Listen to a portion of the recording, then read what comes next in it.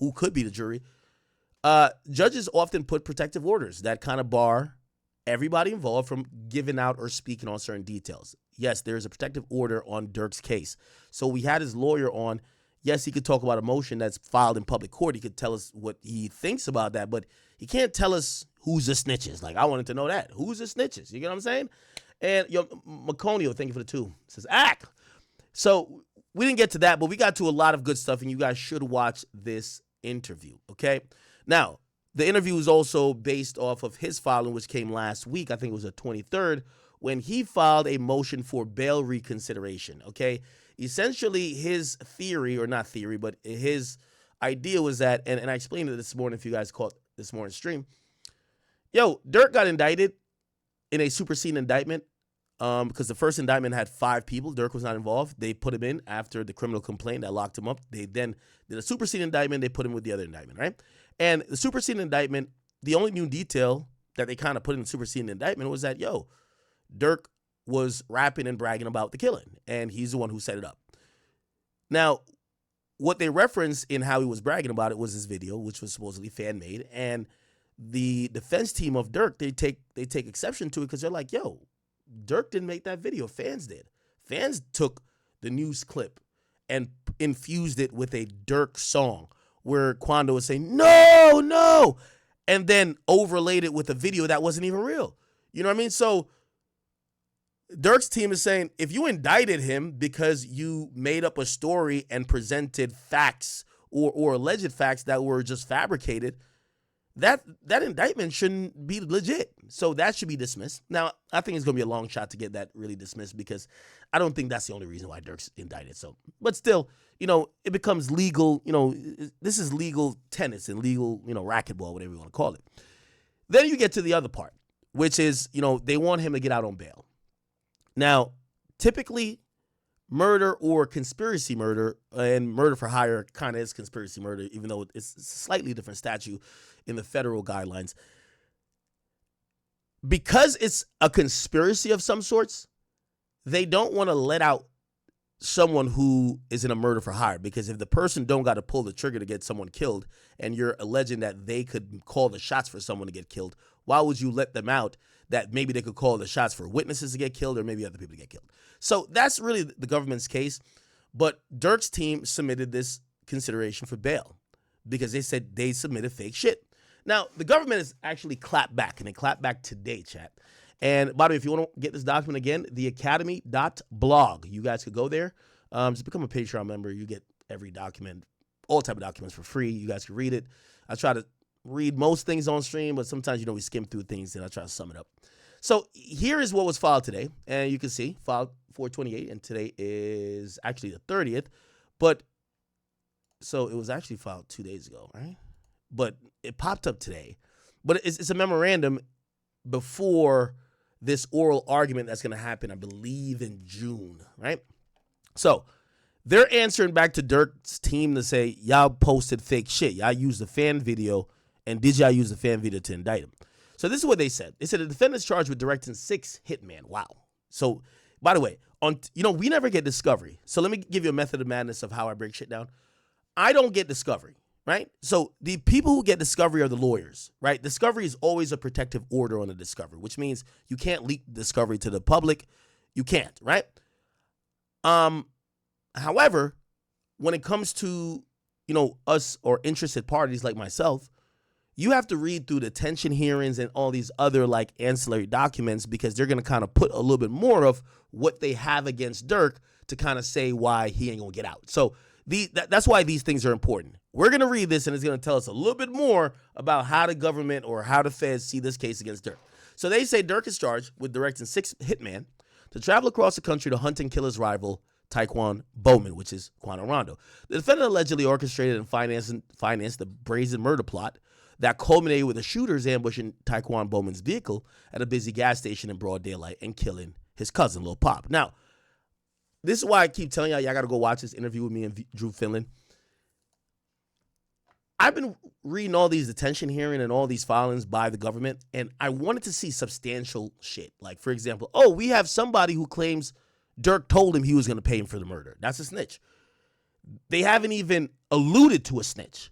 yet. Not saying there isn't, but they haven't alluded to it yet.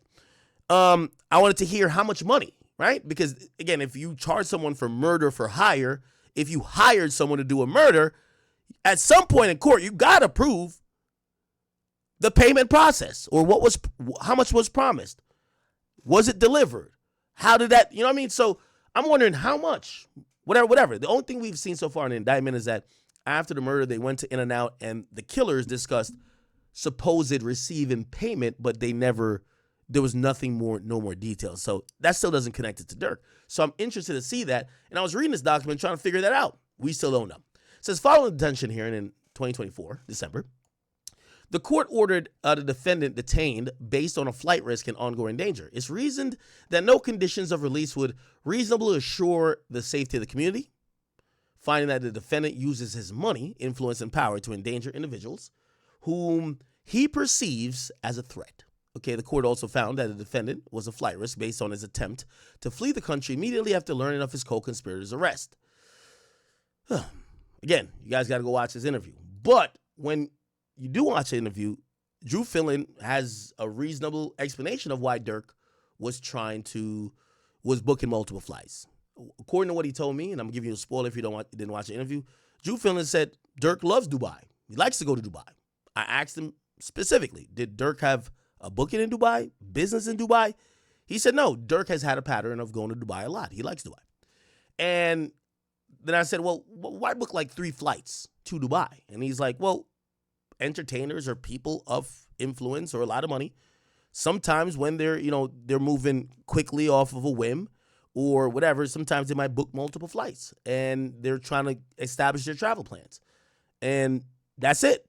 Now, granted, I'm going to be honest with you, it's kind of weak, right? It's kind of a weak explanation. But according to his lawyer, there's a pattern of Durk going to Dubai or just randomly wanting to go to Dubai, right?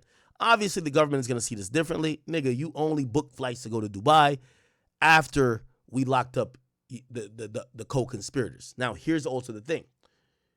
Durk going to Dubai.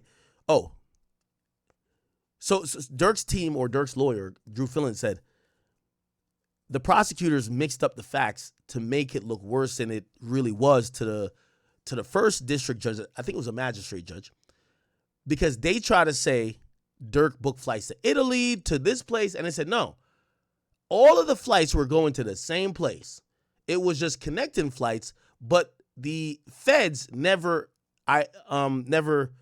interpreted the whole itinerary. So they would be like, oh, he's going to Italy. No. There was a flight that stopped in Italy, but it was still going to Dubai. So every flight Durk supposedly was getting on was going to Dubai. He was never going to Switzerland. He was always going to Dubai. That's supposedly what their story is. That's what they told me. And his lawyer told me on the podcast that you guys got to watch. Okay? Cool. So let's keep it going. So the defendant now seeks reconsideration of the order, but the defendant application fails to address the facts that the court relied on when it made its flight risk and danger findings. So essentially what they're saying is like, the court agreed with us that Durk is a flight risk. Fuck what he's talking about saying he loves Dubai. Nigga, you booked a flight or 3 different flights to try to get out of the country upon hearing, and I don't know if they have proof that he heard of it, but upon the indictment and arrest warrants for your cronies, your OTF homies. So they're like, the first judge already denied bond using that as a reason. You still haven't addressed that, right? So even this whole thing like, oh no, he likes Dubai. They're like, the court didn't find that credible last time. Why the fuck they gonna find it credible this time? He failed to present information that wasn't not known to the defendant at the time of the hearing. So they're saying, the first time we did bail, you presented all the same shit you're presenting now, but you're a flight risk. And flight risk is one of the things that will have someone being denied bail. Let me look at the chat, see y'all spamming. Are we good? We good? Mike good? Not muted? We straight? Oh, man. Okay, give me 1 second. Let me just make sure. I get so locked in because, like, I read from that monitor. That's, like, my main monitor that's being, and OBS is over there. So, like, I'm, like, locked in there. But for chat, I got to go down here. If you ever wonder, like, what the fuck I'm doing, right? So when I look here, chat. When I look there, I'm reading to y'all. When I look there, I'm OBS, scene, whatever. When I look there, this is like my personal like research monitor. So I got 4 monitors. Okay, we're kind of good. All right, perfect. So it says, instead he offers essentially the same bond package the court already rejected and seeks to relitigate an immaterial issue about when certain of his violent rap lyrics were written. Indeed, the crux of the defendant's application is that he did write lyrics about greenlighting someone's murder, just that it wasn't this murder. Oh, wow. So, interesting enough, the government, the feds are basically admitting that they were wrong. They're admitting that, all right, yeah. When we use that song that probably was recorded before Lil Pop died, yeah, you weren't talking about Lil Pop or Quando Rondo because there was an attempt on their life then. But you were talking about other murders. Like you were talking about greenlighting other murders. Like you're a murderer. That's what the government is saying. But the timing of the defendant's lyrics and whether or not he commercializes violence through rap has little to no bearing on this detention analysis before the court. The issue is a narrow one. Has defendant presented new information not known to him in December 2024 that has a material bearing on whether he should be detained pending trial? The answer is no. The government respectfully requests that the court summarily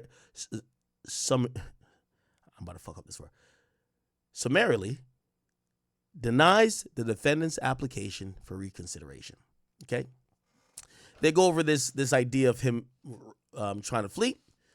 They said soon after law enforcement executed warrants on the other people, the FBI learned that a defendant had booked 3 international flights, including one to a non-extradition country. The defendant skipped the first 2 flights and was arrested when he showed up to board a private jet scheduled to leave the United States a short time later. On November 7th, 2024, the grand jury returned the first superseding indictment against him, and they identified the defendant at co-conspirator 1 and alleged that he formed and was the leader of OTF, a group of individuals who engaged in violence, including murder, blah, blah, blah. And they did it at the direction of banks to maintain their status, which, by the way, that's almost like summing up a RICO, but I don't think they hit him with a RICO. Anyway, murder for hire is it kind of falls under conspiracy, though. Anyway, defendant is ordered and detained. Okay, so basically they agreed that he was ordered and detained, but they address these lyrics, right? So the court has held a detention hearing and considered evidence in December that was submitted by the parties, and among other things, the defendant made the same argument that he now raises now. He claims that the lyrics cited in the introductory allegation in the first superseding indictment about greenlighting violence could not be about Lil Pop's murder because the defendant wrote these lyrics before Lil Pop died. Okay? During the hearing, the court addressed the matter, finding that the consistency and timing of the lyrics has some relevance but marginal to the dangerousness issue, which is the issue before me today. After consideration of evidence, the court ordered the defendant to be detained based on a flight risk and ongoing danger to the community, okay? The court subsequently issued a thorough written detention order. Okay, so they're basically saying, yo, you guys didn't make a decision because of lyrics. You guys made a decision because of other things, and this guy's now trying to use lyrics to try to wiggle his way out of this, right? Okay. So the court also relied on evidence that this was not the defendant's first murder to hire plot. Noting in a separate matter in Chicago, the defendant is alleged to have engaged in similar conduct. Now remember, Durk hasn't been officially charged in that case. I think they're waiting on somebody to flip. But they're saying that, they've been teasing this. Durk is a subject of another murder for hire, and it's the murder for hire plot to kill the guy who killed D-Thing or was allegedly involved in D-Thing's murder. If you don't know, D-Thing, his brother died at Club O a couple years ago. And after that, Durk has rapped about, the night my brother died, if you was there, you died too, or you dying too. And it was like, next day, we blah, blah, blah. Next day, the ops was down 2. And supposedly 2 people did die the next day after his brother died. And, they're going to use my favorite song against Durk, but they haven't charged him for that yet, though. Okay, so they're basically saying the defendant's alleged to engage in similar conduct, that he offered money for people to kill those responsible for his brother's murder, D-Thing, and more specifically, offered to pay money for any gangster disciples that could get killed, okay? Says, as a result, the court found that the material proffered by the government supports the conclusion that the defendant uses money, power, and influence, and whatever perceives as a threat And then they use a brief that is actually under seal. So essentially, there's a government brief under seal for the other case that literally says Durk, like they haven't charged him yet for the other case, right? The other murder for hire in Chicago, but they're claiming Durk is the one who paid for the guy who got killed murder because Durk thought he was involved or he killed his brother. Defendant's application fails to raise any new evidence, and this is what they're going with now. They're saying there's no new evidence, but we should go down a little bit more because I want to read everything else. So, give me 1 second. All right. So they kind of here admit that the fan-made shit is real, and they admit that, yo, we might have made a mistake with that, but they're saying, Judge, your decision wasn't made on our mistake. It was made about other reasons, and what we put forward that was a mistake was a really nominal and marginal, very small issue. Anyway, here's another big thing that kind of came up, right? Okay, cool. So here, it says, moreover, the defendant's proffer that his fans, rather the defendant himself, has created the videos linking him to Lil Pop's murder is immaterial to the defendant's danger of flight. The defendant was not detained because of the videos his fan created. It was detained because he's alleged to be the leader of a violent organization, because he orchestrated, funded an execution-style murder with machine guns at a busy gas station, because he tried to flee the country after his co-conspirators were arrested. Check this out. But even, very important right here, chat, check this out. But even if the lyrics or videos had some bearing on the detention analysis, they corroborated the defendant's danger. The defendant has repeatedly used his pulpit music as a voice of violence, publicly rapped about paying for murders, hunting opponents with machine guns, bounty hunters in Beverly Hills, and in other lyrics that have striking similarity to the modus operandi, which is the MO, used to kill Lil Pop. As the court found in ordering the defendant's detention, the defendant uses his money, power, influence to endanger individuals whom he perceives as a threat, and this is where we get a footnote. Check this out. For example, the defendant was featured on another artist's song in which he raps, I don't want no niggas who you catch. I want the ones I paid for. Trolling ass. We shot your homie. And that was him on Gucci's Rumor. Okay. Then they point out something else. And they say there's a song called Scoom His Ass featuring Booney Mo. It says available at whatever. It says Poppin' Traffic. We in Cali riding through Beverly Hills with choppers, dying to see the oppas. Then, it's another lyric, Bounty Hunter. He ready to crack that little bitch down to get her off. Then they continue by saying, although Schoomer's ass doesn't appear to have been officially released by the defendant, the lyrics are authentic as the government seized the audio file from a co-conspirator's cellular phone pursuant to a federal search warrant.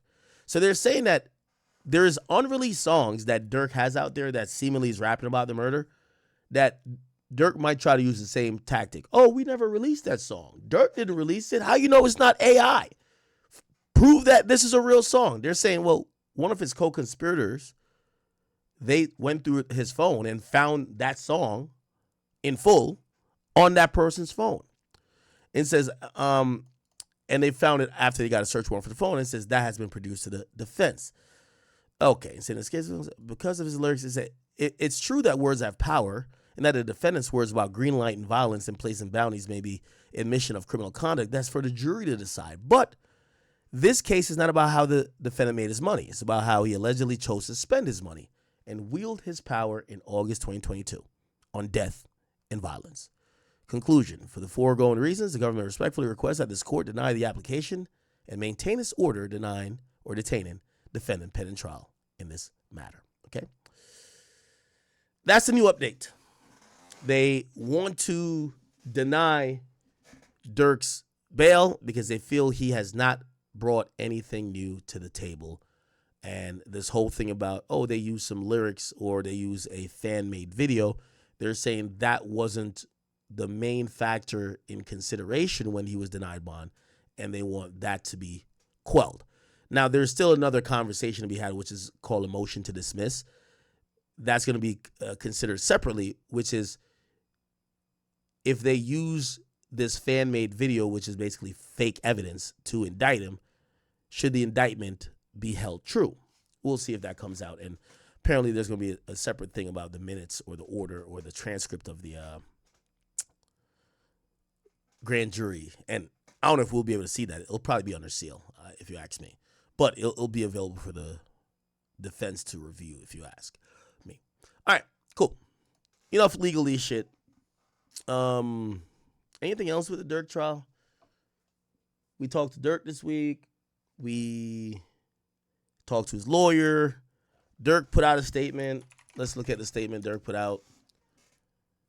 The statement read as this. It said, the recent developments in Durk's legal case have brought a harsh truth to light. The government presented false evidence for a grand jury to indict him. And then when they say, this isn't justice, that's a violation of the very system that's supposed to protect all of us. Durk has always used music to tell stories, express pain, and to heal, and yet those same lyrics are now being used against him. We refuse to stay silent as black artists continue to be criminalized for their creativity. Rap is art. As family, we are asking the public, the fans, and the culture to stand with us, stand for the truth, stand for fairness, stand for the voice. Free Durk. Okay? We'll see if that's successful. I saw his wife post it. By the way, can we address this real quick? Because I've seen people also talking about it. And, people, sometimes we put narratives on people. I've never talked to India Royale. I think that's her name. But I've seen videos going around. They were like, yo, India's cheating on Durk. You know what I mean? She was like, yo, look. There's a video where India got her hand on another man's lap or something. Like, I don't know what the fuck they were saying. Let's see. Let's see if we can find it. Okay. Oh, she addressed it too. Let's see if we can find it. Okay, so this is a video, and they said Lil Durk baby mom spotted with a hand on a dude's leg at a party. Okay, so India is here, okay? This is some guy, we don't know who it is, but they're saying her hand was near his dick. And people are like, yo, she going already. She going already. She cheating on Schmirkio. You feel me? Lil Durk's BM India spotted his hand on dude's leg at party. And wait, was it there? I don't see her hand nowhere.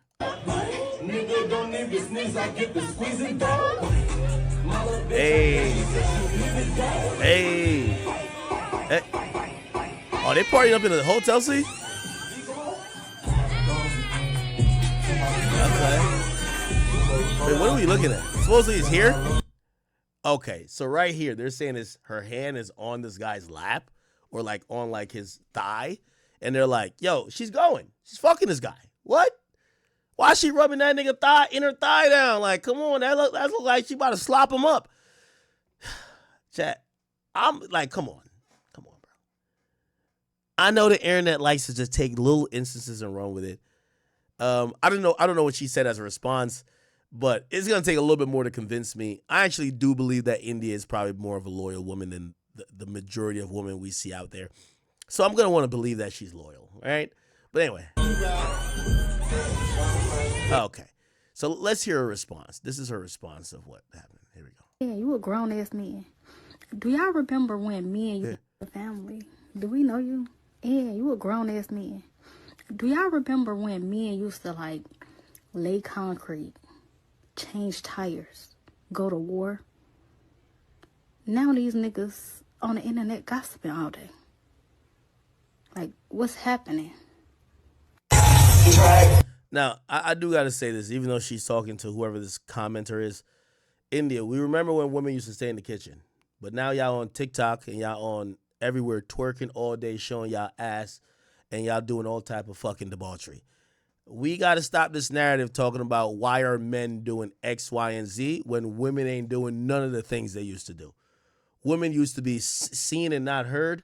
They used to be in the kitchen. They used to be doing laundry. They used to be taking care of the kids. Now all we see y'all doing is shot o'clock, twerking, doing all type of fuckery. So please miss me with the bullshit.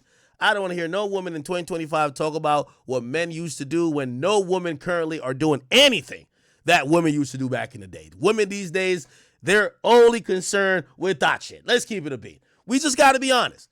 Y'all be like, oh, I missed it. Women be like, yo, I miss the days when men used to do construction. And I miss the day when you used to make a sandwich. I miss those days. These days, chicks only want to be in Chanel, on the yachts, want to be twerking in the club, bottle section, all type of fuckery. None of them is saying, let me go take care of the household. Let me go raise the kid. We don't see that. So again, if y'all roles and y'all expectations have changed, why can't niggas change their expectations? Anyway, let me go back to her explanation. What was it? Sorry. This is her explanation right here. Do we know you? Yeah, you a grown ass man. Do y'all remember when men used to like lay concrete, change tires, go to war? Now these niggas on the internet gossiping all day. Like, what's happening? Oh, this is the dude she was with? It's a record the dude you put your hand on too. I guess this is the guy. Lil Durk BM India's. Oh, I don't know. Okay. Yeah, I don't think she going, bro. I don't think she going yet. And I don't really think she will go. I don't think she will go. You feel me? I think Durk an innocent man, but if India ever did some bullshit like that, India get clapped. I mean, Durk can't do that. Well, I was just trying to, India know what type of time it is. You ain't fucking with a goofy. You fucking with Schmirkio, man. You and that nigga will be found somewhere on a beach in a barrel. I mean, Durk can't do nothing, but I'm just saying, come on now. You ain't gonna play with Durk like that. Come on, stop playing. All right, okay. That's our Durk update. Do I think his bail will be granted?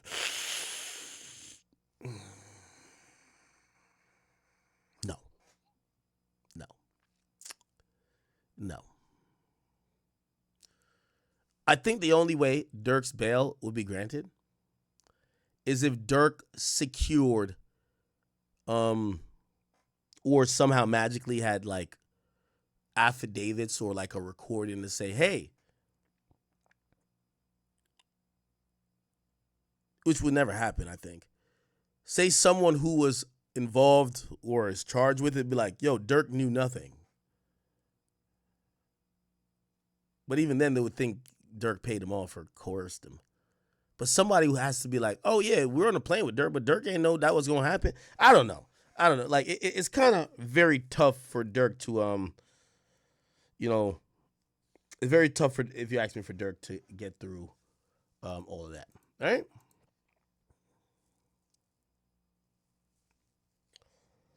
Okay.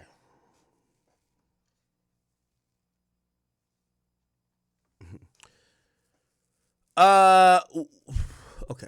Let me see. What are we doing? Oh shit! I ain't gonna lie.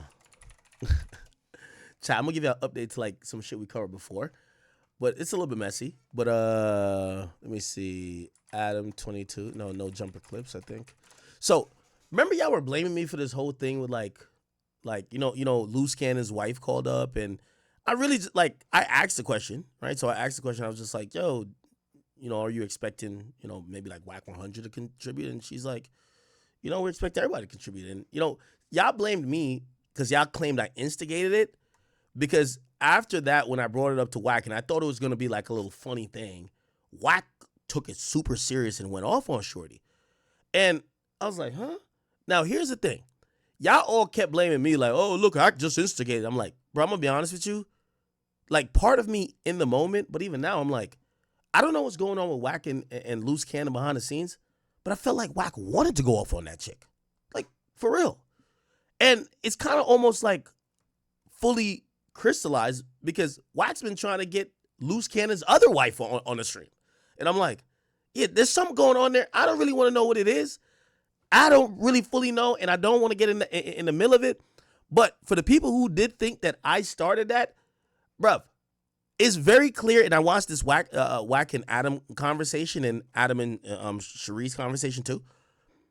It was clear Whack wanted to go off on these guys for whatever reason. And maybe it was underlying things that were brewing, but I'm not taking blame for that. I'm really not taking blame. Like, yeah, did I bring it up in a way that maybe could have incited like some collateral damage? Yes, but the way it was done is not because of me, Chad. I got to be honest with you. Like, Whack don't fuck with that nigga. If you ask me, let me see. Where is that? Okay, Loose Cannon. Okay, Whack goes off on. Okay, cool. I'm gonna play this, and the reason why I'm gonna play this is because Remember Whack when he's on the stream with me? He's like, yo, he's like, bro, did she spoke out of turn about me not donating or me not giving them money? That was his thing. Now when he's talking to Adam, the reason changes a bit. And that's when I know, oh, Whack just wanted any reason to go off on them. It's not me. Don't blame me on this. Listen. Wacky. And by the way, So Smirk, he's getting hit with another case, man. I know this is a short video, but man, keep your head up, Smirk. I'm not gonna lie, bro. I feel so bad for Durk, man. Like,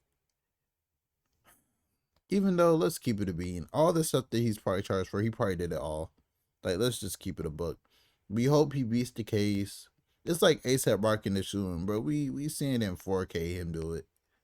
But we hope he beat the case, and he beat the case. So let's just hope Smirk beats the case. It's a lot. What Axe says is 100% true. If Durk loses case, he will go broke, and he's probably spending life in prison. So yeah, if Durk doesn't beat this case, remember K Flock, he's basically gonna be like, man, I feel bad for Durk, man. But pray everything goes well. It's your boy Big X News. Make sure you like, comment, subscribe, and I'm out.